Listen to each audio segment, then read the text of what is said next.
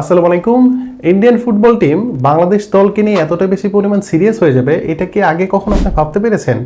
বা বাংলাদেশ ফুটবল নিয়ে ইন্ডিয়ানদের মধ্যে যে এত আগ্রহ, সেটা কি আগে কখনো দেখতে পেরেছেন? সেটা কিন্তু আমি অন্তত আগে দেখতে পারিনি। এবং বাংলাদেশ ইন্ডিয়ার মধ্যকার ফুটবল ম্যাচ মানেই অন্যরকম একটা উত্তাপ ছড়ানো ম্যাচ, এবং সেটা মাঠের ভিতরে এবং সেটা মাঠের বাইরে।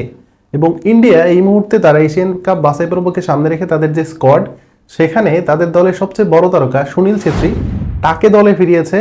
কিন্তু গত বছরের জুন মাসে সুনীল ছেত্রী যখন ফুটবলকে বিদায় জানিয়েছিল, তখন কেউ কি অন্তত ভাবতে পেরেছিলেন যে সুনীল ছেত্রী আবার ফুটবলে ব্যাক করবে? এবং বর্তমানে ইন্ডিয়ান ফুটবলের যে স্কোয়াডটা রয়েছে, সেই স্কোয়াডে ফারুক চৌধুরী থেকে শুরু করে মানবীর সিং থেকে শুরু করে যারা স্ট্রাইকার পর্যায়ে রয়েছে, কেউ কিন্তু ওই পরিমাণ ফর্মে নেই।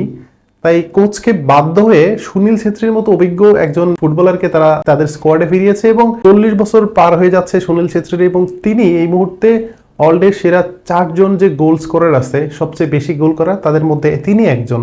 সো তার মতো একজন এক্সপিরিয়েন্স সম্পন্ন প্লেয়ারকে যদি স্কোয়াডে রাখা হয়, সেটাও বাংলাদেশের বিপক্ষে, তাহলে কিন্তু ইন্ডিয়ার জন্য অনেক বেশি ভালো। এবং আমি একটা জিনিস লক্ষ্য করতে পেরেছি যে বাংলাদেশকে নিয়ে এতটা সিরিয়াস আগে কখনো আমি অন্তত দেখতে পারিনি। কারণ বাংলাদেশ এবং ইন্ডিয়ার ফুটবল কাঠামো থেকে শুরু করে মাঠের ফুটবলও কিন্তু ইন্ডিয়া অনেকটুকু এগিয়ে গিয়েছে।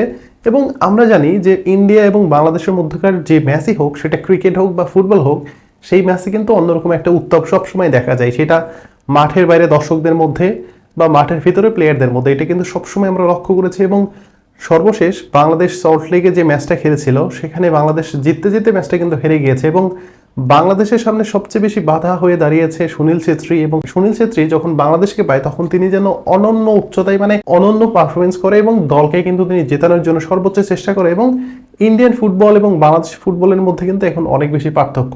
যদিও ইন্ডিয়ান ফুটবল বর্তমানে খুব একটা ভালো সময় কাটাচ্ছে না, সর্বশেষ 8 ম্যাচে তারা 5টা ম্যাচে ড্র করেছে, 3টে ম্যাচে হেরেছে।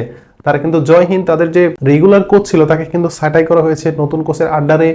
এশিয়ান কাপ বাছাই পর্বে বাংলাদেশের বিপক্ষে যে তাদের স্কোয়াড ঘোষণা করেছে, সেখানে তাদের স্ট্রাইকার পর্যায়ে ফারুক চৌধুরী বা মানবীর সিং থেকে শুরু করে যারা ডিফেন্সিভ মিডফিল্ডার বা মিডফিল্ডে যারা আছে, তাদের উপর কিন্তু কোচ ওই পরিমাণ ভরসা রাখতে পারছে না। এবং সুনীল ছেত্রী, যিনি গত বছরের জুনে অবসর গ্রহণ করেছিলেন, তাকে আবার দলে ফেরানো হয়েছে এবং তাকে স্কোয়াডে নিয়ে বাংলাদেশের বিপক্ষে তাকে খেলানো হবে। অনেকে এটা বলছে যে বাংলাদেশে হামজা চৌধুরী এবং ফাহমিদুল হকের মতো বিদেশি প্লেয়ার এবং একই সাথে বাংলাদেশ প্লেয়ারদের মধ্যে যে একটা কনফিডেন্স, সেই কনফিডেন্সকে রুখে দেওয়ার জন্য একটা মাইন্ড গেম খেলার জন্য সুনীল ছেত্রীকে আসলে স্কোয়াডে ফিরিয়েছে। আসলে এইটা কতটুকু যৌক্তিক? দেখেন, Sunil Chhetri right now ISL অর্থাৎ ইন্ডিয়ান সুপার লিগে তিনি 20 না 22টা ম্যাচে প্রায় 12টার বেশি গোল করেছে, তার অনেকগুলো অ্যাসিস্ট রয়েছে। তিনি এই মুহূর্তে ইন্ডিয়ানদের মধ্যে সবচেয়ে হাইয়েস্ট গোল স্কোরার আইএসএলে। সো তাকে দলে ফেরানো এবং কোচের অনুরোধে তিনি দলে আবার ব্যাক করেছেন, সেটাও কিন্তু আসলে একটা প্রশ্ন থেকে যায় যে আসলে সুনীল ছেত্রীকে নিয়ে ইন্ডিয়ান ফুটবল এখন কি করতে যাচ্ছে। এবং বাংলাদেশ যে গ্রুপে পড়েছে, এই গ্রুপে বাংলাদেশ ইন্ডিয়ার মধ্যকার যে ম্যাচটা, সেটা কিন্তু অনেক বেশি গুরুত্বপূর্ণ একটা ম্যাচ। এবং এই ম্যাচে যে দল জিততে পারবে, তাদের জন্য কিন্তু এই গ্রুপটা অনেক বেশি সহজ হয়ে যাবে এবং অনেক বেশি ওপেন হয়ে যাবে। কারণ আমরা সবাই জানি যে বাংলাদেশ দলে এই মুহূর্তে হামজা চৌধুরী থেকে শুরু করে ফাহমিদুল হক, রাকিব হোসেন, জামাল ভুঁইয়া, তারিক কাজী বা আরও বাকি যারা আছে, সবাই কিন্তু দুর্দান্ত ফর্মে রয়েছে। যদিও জামাল ভুঁইয়া অনেকদিন হলো তিনি মাঠের বাইরে, তিনি খেলার ভিতরে ছিলেন না, কিন্তু দলের সাথে তিনি আছেন। এবং একই সাথে বাংলাদেশ দল এই মুহূর্তে সবচেয়ে বেশি যাকে নিয়ে আলোচনা হচ্ছে বাংলাদেশ ফুটবলে, তিনি হচ্ছেন হামজা চৌধুরী। এবং হামজা চৌধুরী কিছুদিন আগ পর্যন্ত তিনি লেস্টার সিটিতে খেলেছেন, এখন তিনি সাউদাম্পটনে খেলছেন। এবং এই হামজা চৌধুরীকে নিয়ে বর্তমানে এশিয়ান ফুটবলে অর্থাৎ সাউথ এশিয়ান ফুটবলে কিন্তু সবচেয়ে বেশি আলোচনা হচ্ছে। এবং যে বাংলাদেশকে কেউ গোনাই ধরতো না, এবং ইন্ডিয়ার কথা যদি আমি বলি তাহলে স্পেশালি তারা কখনো বাংলাদেশ দলকে ওইভাবে গোনাই ধরতো না, এবং তারা মানে যেভাবেই হোক ম্যাচটা জেতার জন্য সবসময় চেষ্টা করে যেত। এবং ম্যাক্সিমাম টাইম আমরা দেখেছি যে ইন্ডিয়া সবসময় ম্যাচগুলো জিতে যায়, বাংলাদেশ হয়তো ফাইট করে, কিন্তু শেষ পর্যন্ত কি বাংলাদেশ কিন্তু ম্যাচটা বের করতে পারে না। এবং Indian football right now Hamza চৌধুরীকে নিয়ে, ফাহমিদুল হককে নিয়ে বা জামাল ভুঁইয়া, তারিক কাজী, রাকিব হোসেন বা ফাহিম, তাদেরকে নিয়ে কিন্তু অনেক বেশি সিরিয়াস, যার কারণে ইন্ডিয়ান ফুটবল এই মুহূর্তে নড়ে চড়ে বসেছে। এবং বাংলাদেশের সাথে শিলংয়ে 25শে মার্চ 2025 যে ম্যাচটা বাংলাদেশের বিপক্ষে ইন্ডিয়া খেলতে নামবে, সেই ম্যাচে ইন্ডিয়া যেমন সিরিয়াস, বাংলাদেশে কিন্তু এই মুহূর্তে সৌদি আরবে ক্যাম্প করছে এবং সেখানে তারা সুদানের বিপক্ষে 2টা ম্যাচ খেলার কথা রয়েছে। এবং হামজা চৌধুরী তিনি 17 মার্চ অথবা 18 মার্চ তিনি দলের সাথে যোগ দেবেন এবং খুব সম্ভবত তিনি বাংলাদেশ থেকে ইন্ডিয়াতে চলে যাবেন, এমনটা আমরা জানতে পেরেছি। বাট এটা নাও হতে পারে। কারণ হাতে তো সময় খুব কম পাওয়া যাবে। বাট তিনি যদি বাংলাদেশে আসে সেটা কিন্তু বাংলাদেশি দর্শকদের জন্য অন্যরকম একটা অভিজ্ঞতা হবে, এবং বাংলাদেশ ইন্ডিয়ার মধ্যকার যে ম্যাচটা, সেই ম্যাচটা নিয়ে কিন্তু এখন থেকে অনেক কথার লড়াই এবং অনেক উত্তাপ ছড়িয়ে যাচ্ছে। এবং আমরা ইতিপূর্বে যতগুলো ম্যাচ দেখেছি, যে বাংলাদেশ ইন্ডিয়া ফুটবল ম্যাচ হোক বা ক্রিকেট ম্যাচ হোক, সেটা কিন্তু মাঠের ভিতরে বা মাঠের বাইরে অনেক বেশি উত্তাপ ছড়িয়ে যায়, এবং রাইভালরি বলতে যে একটা শব্দ রয়েছে, সেটা কিন্তু বাংলাদেশ ইন্ডিয়ার মধ্যকার ফুটবল ম্যাচে সেটা অনেক বেশি কাজে লাগে। এবং ইন্ডিয়ান ফুটবল রাইট নাও অনেক উপরে চলে গেছে, অনেক ভালো ফুটবল খেলে তারা র্যাঙ্কিংয়ে 120-এর ঘরে রয়েছে, বাট বাংলাদেশ তো এখন 180-র ঘরে রয়েছে। বাট এই র্যাঙ্কিংটা কখনো মাঠে যে অন্যরকম যোজন যোজন পার্থক্য এনে দেবে সেটা কিন্তু কখনোই আমরা দেখিনি।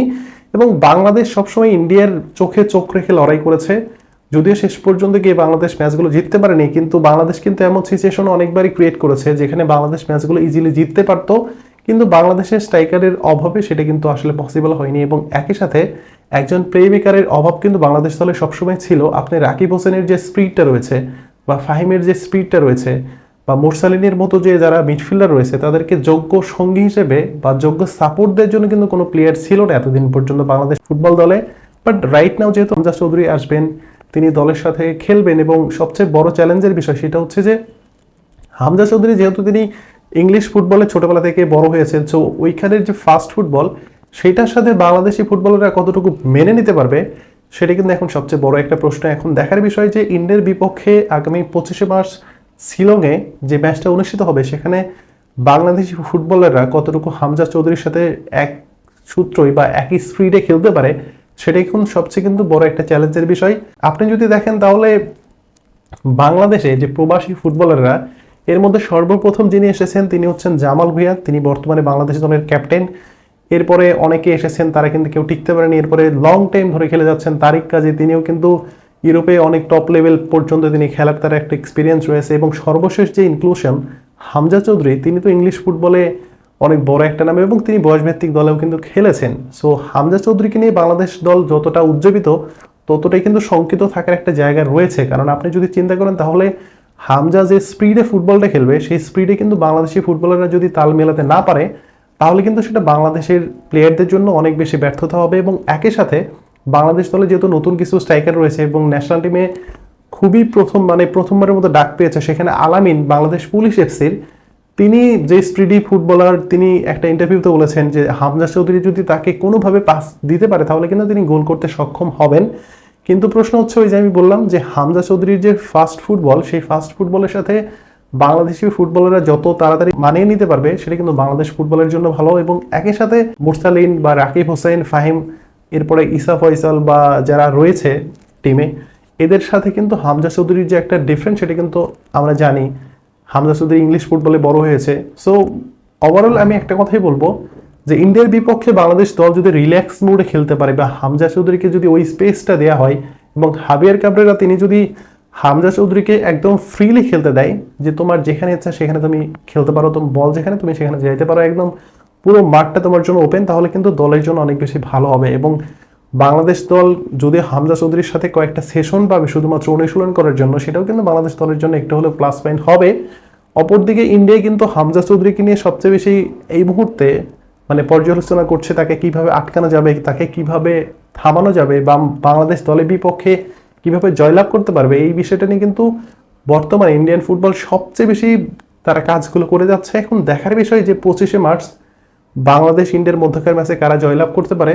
তবে এখানে যেহেতু ইন্ডিয়ান ফুটবল অনেকটুকু এগিয়ে গিয়েছে, তাদের দল অনেক এক্সপিরিয়েন্স সম্পন্ন প্লেয়ার রয়েছে, এবং আইএসএল কিন্তু এই মুহূর্তে অনেক ভালো একটা লিগ, এবং সেখানেও কিন্তু অনেক ফাস্ট ফুটবল হয়।